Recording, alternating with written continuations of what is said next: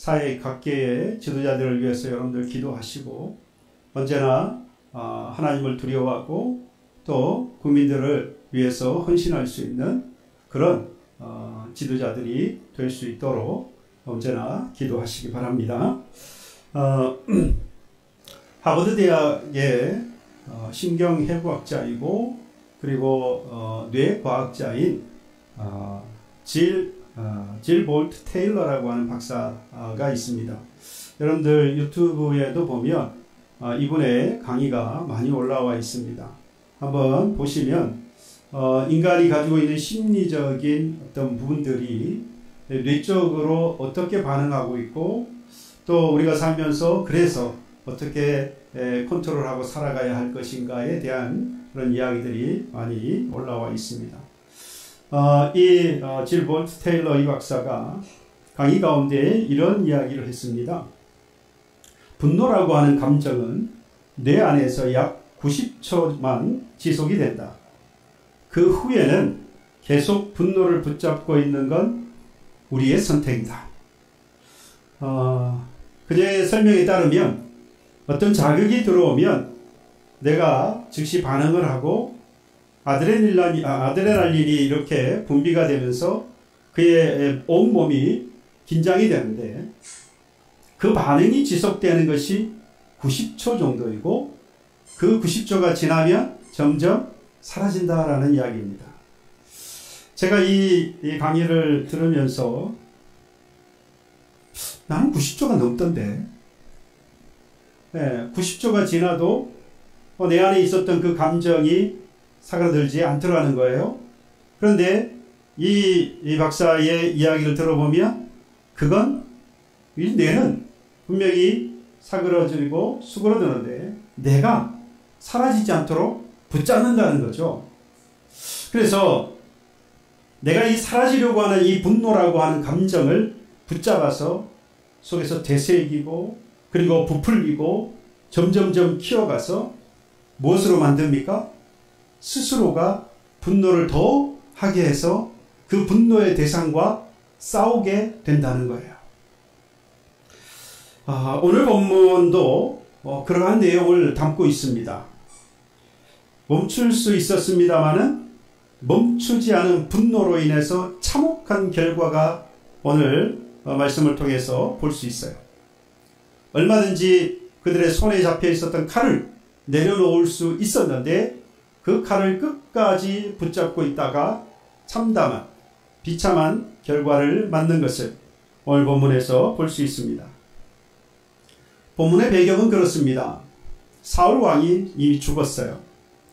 사울 왕이 죽고 난 이후에 4절에 보면 다윗이 유다 지파의 사람들의 지지를 받아서 헤브론에서 유다의 왕이 되어집니다.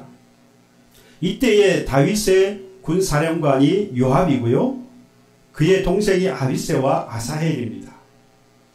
반면에 사울 왕이 죽고 난 이후에 사울 왕의 군사령관이 아브넬인데 그 아브넬이 사울 왕의 아들인 이스보셋을 마하나임이라는 곳에서 왕으로 추대를 합니다. 이로 인해서 이스라엘이 남과 북으로 갈라지게 된 거예요. 우리는 솔로몬 이후에 남과 북으로 갈라졌다라고 생각하는데 이미 다윗의 시대에 1차적으로 갈라지게 되었습니다. 남과 북으로 갈라져서 남쪽에는 다윗이 헤브론에서 7년 6개월 동안 나라를 다스리고 북쪽에서는 이스보셋이 2년 동안 나이 40의 왕이 돼서 2년 동안 다스리게 되어집니다. 서로 나뉘어서 나라를 다스리고 왕이 다르다 보니까 당시의 분위기는 정치적으로 긴장감이 도는 겁니다. 그리고 군사적으로도 마찬가지겠죠. 서로 대립을 하는 거예요. 서로 왕이 다르다 보니까 또한 감정적으로도 서로 갈등을 하고 있었습니다. 그리고 어느 지역이 더 힘이 센가라고 하는 힘에 대한 자존심 이런 것들도 좀 팽배했습니다.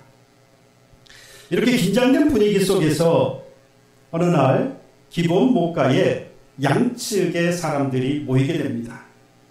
다윗의 장군이었던 요압과 사울 진영의 장군이었던 아브넬이 각각의 군사를 데리고 이 기브온 목가에 와서 한쪽은 이편, 한쪽은 저편. 그래서 기브온 연못의 목가에 모여서 대립을 하게 된 거예요. 침묵과 긴장의 시간이 흐르다 아브넬이 먼저 제안을 합니다. 청년들을 내세워서 겨루자. 12명씩 각각 나와서 힘을 겨루자 라고 말했는데 나중에 보니까 이건 단순하게 서로 청년들을 내보내서 힘을 겨루는, 마치 씨름을 하는 그런 내용이 아니었어요. 칼과 창이 부딪히고요, 피가 낭자한 그러한 전투의 상황이 벌어지게 된 겁니다. 그래서 단순하게 청년들의 힘겨루기가 아니라 전장이 되어졌어요. 싸움은 전면전으로 번져갔고요, 결국 요압의 군대가 승리를 하게 되어집니다. 패전을 하게 되어진 아브넬은 그의 사람들을 데리고 도망을 갔습니다. 그런데 여기서 끝나지 않았어요. 그래서 요압이 이거는 그의 군대가 승리했다. 그리고 패전을 하게 된 아브넬은 도망갔다. 뭐 이렇게 해서 끝나버렸으면 글쎄요, 더 이상 할 말이 없을 것 같은데 여기서 끝나지 않았습니다. 요압의 동생이었던 아브넬이 도망을 가고 있는, 전쟁에서 패배를 하고 도망가고 있는 아브넬을 쫓아가기 시작합니다. 왜 쫓아가겠습니까? 그를 죽이려고 이 아사엘이 아브넬을 쫓아가는 겁니다. 이때 이 아브넬이 쫓아오고 있는 아사엘을 보고 권고를 합니다. 돌아가라. 내가 너를 죽이면 너희 형 요압을 내가 어떻게 볼 수 있겠느냐. 그래서 돌아가라고 2번이나 그렇게 간청을 합니다. 권고를 해요. 그러나 아사엘은요, 멈추지 않았습니다. 그런데 결과는 아브넬의 창이 이 아사엘의 등을 찔러 뚫고 나와서 결국 아사엘은 죽고 맙니다. 이후에 이 요압은 동생이 죽은 것을 알고 그도 역시 아브넬을 쫓아갑니다. 뭐 하려고요? 죽이려고. 하지만 도망가던 이 아브넬이 하는 이야기를 듣고 요압은 멈추게 되어져요. 똑같이 이 칼이 언제까지 삼키겠느냐, 결국은 참혹한 일이 생길 뿐이다 라고 하는 이 아브넬의 이야기를 듣고 요압은 전쟁을 멈춥니다. 이 말은요, 우리가 계속해서 싸워봐야 결국 우리에게 남는 것은 죽음뿐이다 라는 이야기예요. 그러니 더 이상 싸우지 말자라는 이야기입니다. 요압이 멈추면서 결국 그 전쟁은 끝이 납니다. 이 내용을 보면서 우리에게는 창도 없고 칼도 없잖아요. 도대체 이 말씀은 오늘을 살아가는 우리들에게 하나님께서 무슨 말씀을 하는 것일까? 나에게는 창도 없고 칼도 없는데. 그러나 돌이켜보면 우리에게는 창도 칼도 가지고 있습니다. 우리의 입에는 말이라고 하는 칼이 있고요, 우리의 가슴에는요, 욕망이라고 하는 감정의 창을 가지고 있습니다. 우리도 이 말과 감정이라는 칼과 이 창을 잘못 사용하게 되어지면 오늘 본문의 이 비극적인 이 상황을 우리도 맞게 된다는 거예요. 그러면 이와 같은 비극적인 결말을 맞지 않으려고 한다면 오늘을 살아가는 저와 여러분들은 어떻게 해야 할까? 오늘 이 말씀을 단계별로 한번 이 내용을 지나가 보면서 그 내용을 한번 찾아보려고 해요. 먼저 이 기브온 목가에서 흘러내렸던 이 피를 한번 볼까요? 이 피는 동족의 피입니다. 이방인과의 싸움에서 흘린 피가 아니라는 이야기예요. 여러분, 이 아브넬을 중심으로 한 그의 군사들이나 그리고 요압을 중심으로 했던 그의 군사들, 다윗도 그리고 사울도 아브넬도 그리고 요압도 아사엘도 아비새도 모두가 다 하나님의 백성이에요. 아브라함을 믿음의 조상으로 해서 그를 따르는 모든 한 동족입니다. 여러분, 이와 같은 이 동족들이 싸워서 피를 흘려야 할 그 어떤 이유도 없는 거예요. 그런데 피가 낭자한 전장이 되었다 이 말이죠. 오늘날 교회 안에도 우리가 이런 싸움들을 볼 수 있습니다. 비록 생명을 위협하는 싸움은 아닐지 모르겠습니다만 우리의 말과 우리의 표정과 우리의 여러 가지 상대를 무시하거나 또는 고립시키는 그런 행동들로 인해서 우리는 서로 찌르는 그런 싸움을 하기도 합니다.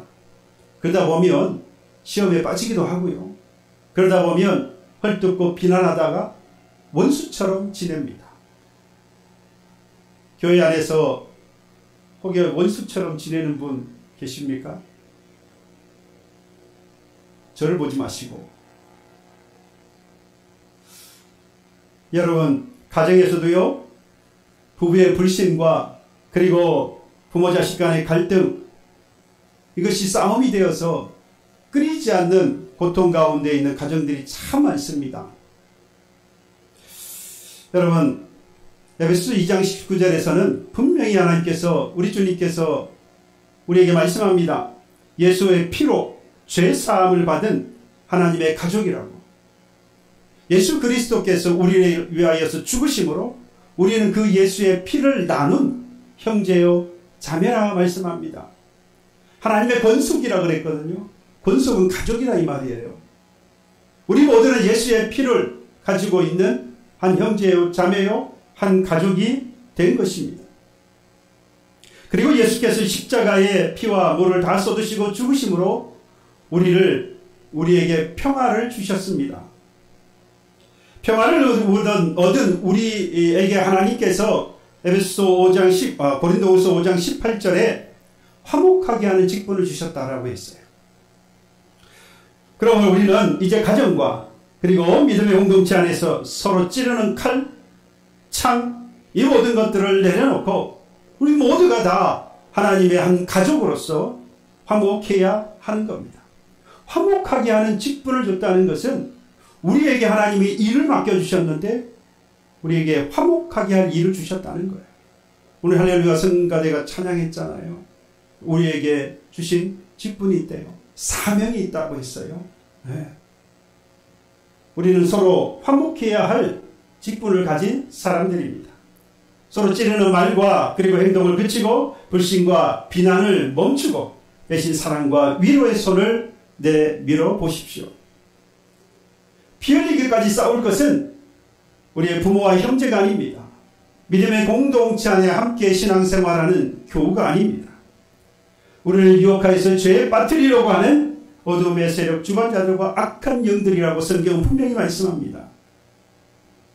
이들과 피 흘리기까지 싸우는 저와 여러분 되기를 소망하고 가정과 믿음의 공동체 안에서는 화목하게 하는 직분을 따라서 서로 사랑하고 위로하는 그런 위로하는 한 가족이 되시기를 주님의 이름으로 축복합니다.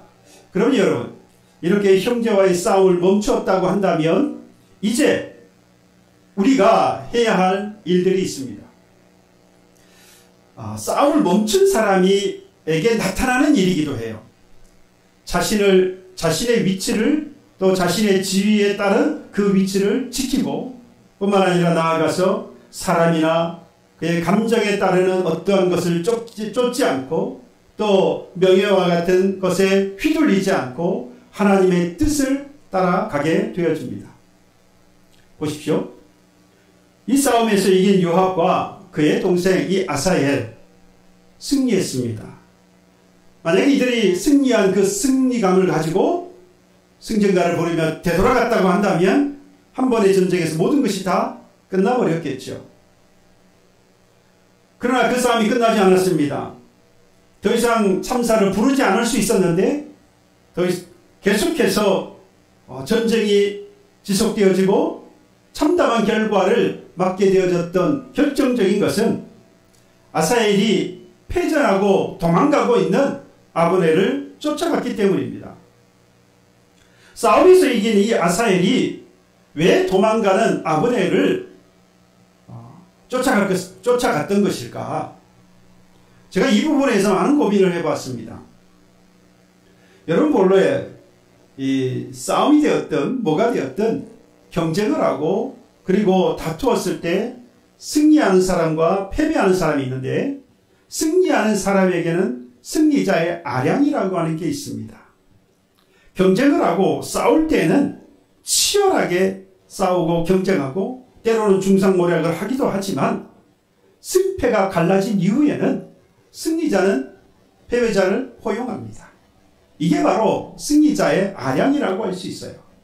그런데 이 아브넬은 분명히 이 싸움에서 승리했는데도 불구하고 끝까지 이 아브넬을 죽이려고 쫓아가고 있는 겁니다. 왜 그랬을까? 아사엘에 대한 이야기는 없어요. 유일하게 딱 18절에 아사엘에 대한 표현을 한 구절입니다. 아사엘의 발은 들노루같이 빨랐다라고 말해요.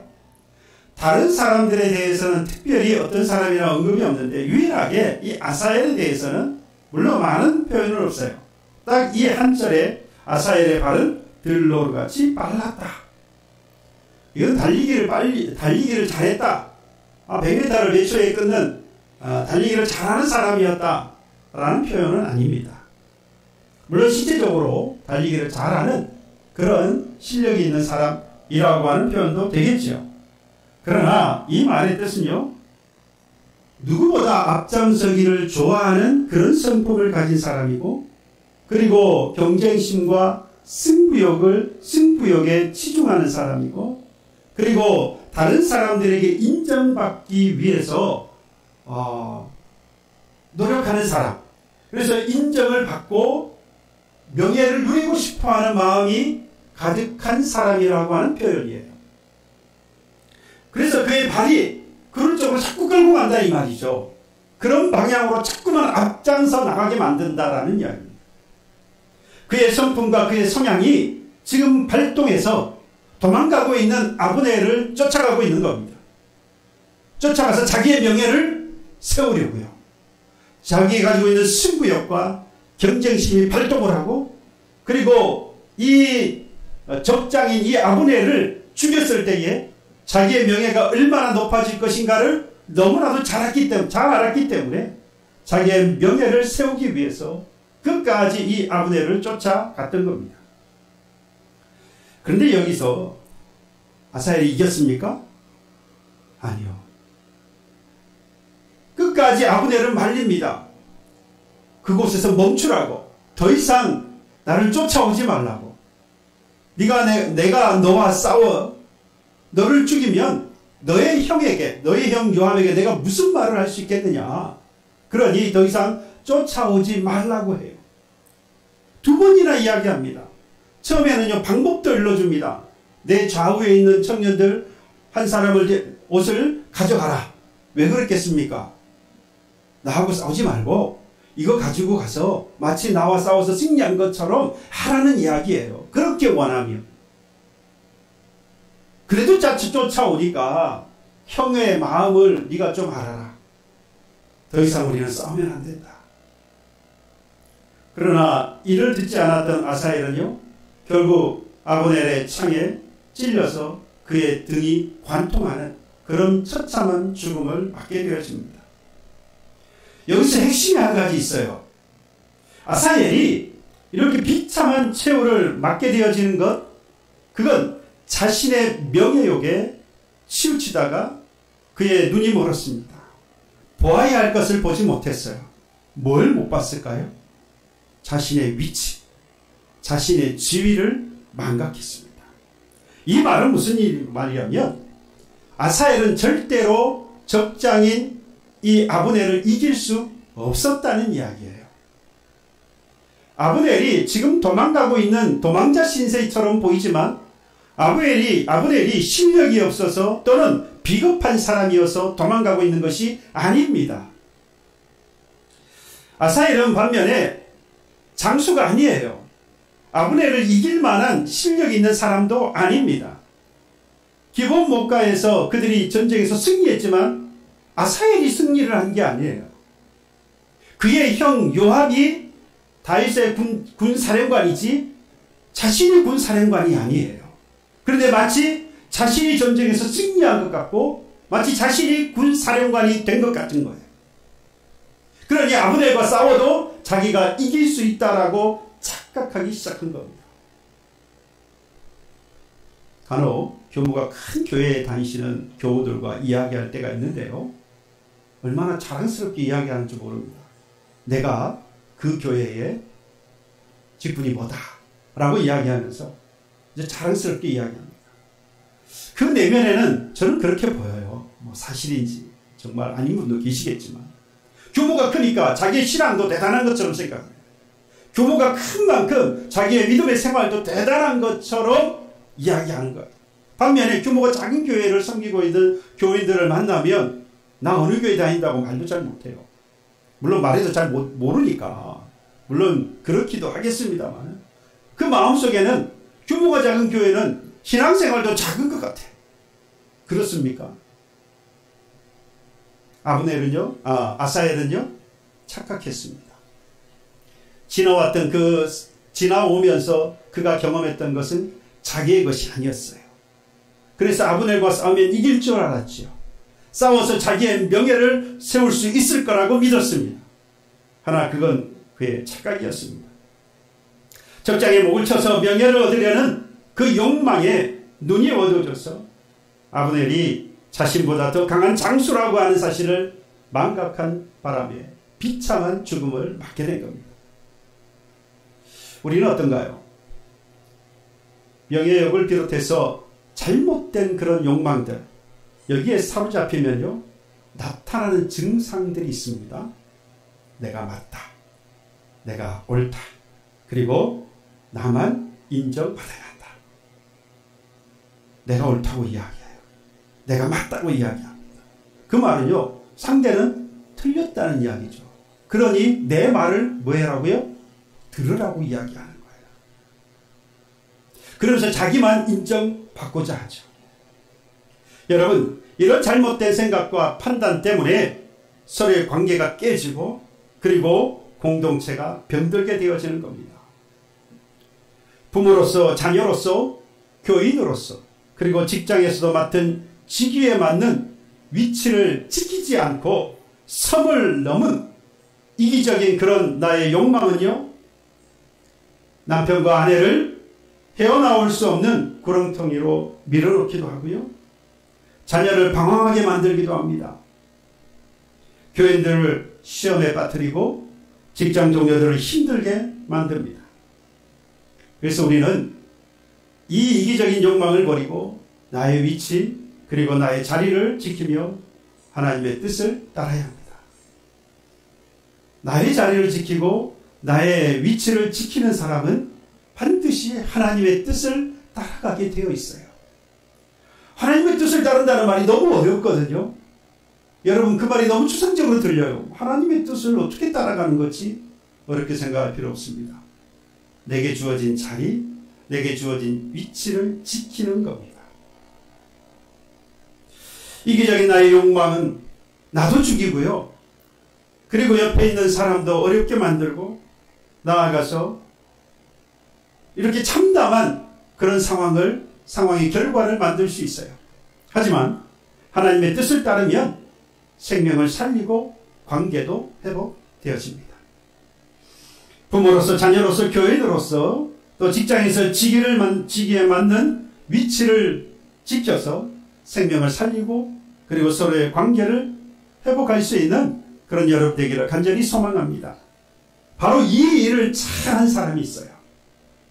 그게 본문에 나오는 이 요압이라고 하는 인물입니다. 동생 아사엘을 잃고요, 분노와 복수심에 가득 차서 아브넬을 죽이려고 쫓아갔습니다. 어떻게 보면 당연하죠. 동생이 죽었어요. 가만히 있을 수 있습니까? 당연히 복수를 해야 되지 않겠어요? 여러분들은 그런 마음이 없어 보이는데 저는 그럴 마음이 있을 것 같아요. 생길 것 같아요. 요압은 동생의 죽음을 앞에 두고 아브넬을 죽일 복수심을 가지고 결국 아브넬을 쫓아갑니다.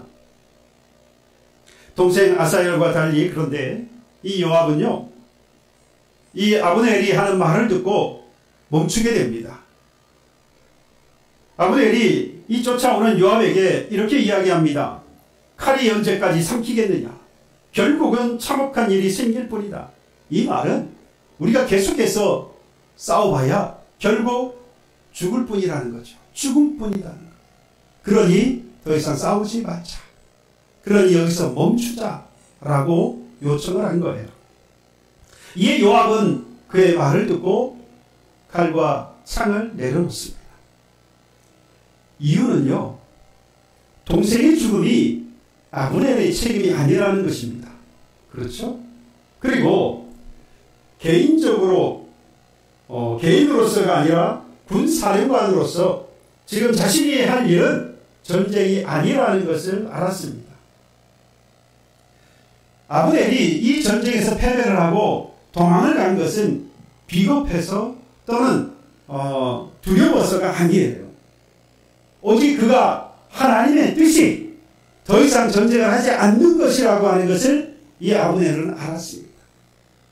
그 아브넬의 이야기를 듣고 요압도 더 이상 전쟁하는 것이 하나님의 뜻이 아니라고 하는 것을 알았던 거죠. 두 사람은 군대 장관으로서 싸움을 할 것인가 말 것인가는 자기의 선택에 달려 있습니다. 이때 이 선택의 기준에 하나님의 뜻이 있었던 거죠. 나의 위치와 나의 지위에서 해야 할 것은 하나님의 뜻을 따르는 것이었고, 이것은 하나님의 결국 전쟁을 하지 않는 것이 하나님의 뜻이라는 것을 이 두 사람은 깨달았고, 그래서 전쟁을 멈추게 된 것입니다. 장수 중에 장수였던 아브넬은 처음부터 전쟁에 나가서 싸우고 패배를 하긴 했습니다만 그 이후에 도망을 가는 모습을 통해서 본다면 아브넬은 처음부터 하나님의 뜻을 따르는 사람이었다라고 하는 것을 알 수 있어요. 더 이상 그들과 싸우면서 악한 일로의 그 길을 만들지 않기 위해서 그가 스스로 마치 비겁한 도망자처럼 그 길을 떠나려고 했던 겁니다. 자신의 위치, 자신의 지위를 알고 지키는 사람은요, 이와 같이 나도 살고 다른 사람도 살립니다. 깨어진 관계도 다시 회복시킬 수 있어요. 여러분, 그래서 진짜 강한 사람은요, 복수를 하는 사람이 아니라 용서하는 사람입니다. 진짜 리더는 싸움을 부추겨서 몰고 가는 사람이 아니라 화해를 이끌어내는 사람입니다. 여러분들이 속해 있는 그런 현장 속에서 여러분들이 들어갔을 때에 그 현장은 어떻게 바뀝니까? 분열과 분쟁이 있는데 여러분들이 들어갔을 때에 화목하게 되어지고, 여러분들이 들어갔을 때에 그 문제가 해결되어지고, 그렇다고 한다면 여러분들은 하나님의 뜻을 따라 피스메이커가 된 사람들이죠. 화평케 하는 사람이 된 것입니다. 여러분, 오늘 저와 여러분들은 누구를 따라가고 있습니까? 자신의 위치를 망각하고 욕망에 휘둘려서 달려가는 아사의 길을 따라가고 있지는 않습니까? 아니면 분노와 복수심에 사로잡혔기는 하지만 이후에 하나님의 뜻을 깨닫고 자신의 위치를 지켰던 요압의 길을, 또는 처음부터 하나님의 뜻을 알고 따라갔던 이 아브넬의 그 길을 따라가고 있습니까? 여러분, 하나님은 오늘도 저와 여러분들에게 묻습니다. 지금 네가 하고 있는 그 싸움 정말 끝까지 가야 하겠냐? 이제는 멈춰도 되지 않겠느냐? 여러분, 오늘 이 예배가 끝나고 집에 돌아가시기 전에 여러분들 마음속에 감추고 있었던 그 칼과 창을 내려놓을 수 있기를 바랍니다. 아니, 지금 이 시간 여러분 그 칼과 창을 내려놓으십시오. 90초가 지나면 사라질 그 감정을 더 이상 붙잡지 마세요. 그 자리에 그 모든 감정을 흘려내버려요. 그 자리에 예수로 인하여서 저와 여러분들에게 주셔서 회복시켜 주신 은혜와 사랑과 위로와 용서로 채워가십시오. 그리고 처음에는 어렵긴 합니다만은 상대에게 이야기하세요. 그걸 다 내려놓고 미안합니다. 죄송합니다. 괜찮습니다. 그렇죠? 우리 다시 한번 새로 시작해 봅시다. 처음에는 어렵긴 합니다만은 하다 보면 놀라운 변화의 역사를 경험하게 될 거예요. 별것 아닌 것 같은 그 한마디로 인해서 피가 멈추고요. 오히려 사랑과 은혜의 강물이 흘러넘치는 그런 가족과 믿음의 공동체가 되어지는 것을 경험하게 되어질 겁니다.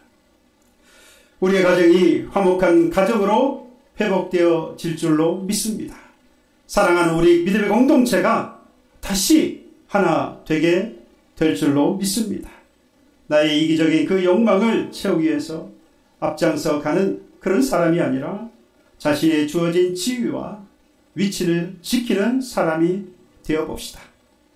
하나님의 뜻을 따르는 자가 되어서 화목한 가정, 믿음 위에서 어떤 시련과 환난이 와도 흔들리지 않는 그런 믿음의 공동체를 세우는 저와 여러분들, 그리고 여러분들의 가정이 되기를 주님의 이름으로 축복합니다. 찬송하겠습니다. 마음이 상한 자를 고치시는 주님.